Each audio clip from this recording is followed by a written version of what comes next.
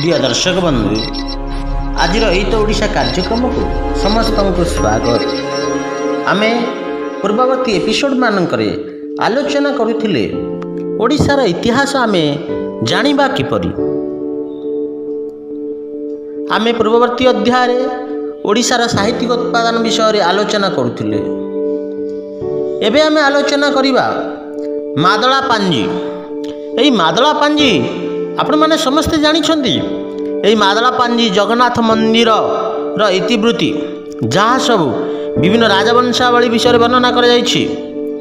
केवल ओडिशा रे नुहे श्रीलंका, काश्मीर, आसाम रे मध्य ई भली राजवंशावली मध्य वर्णना होइछि।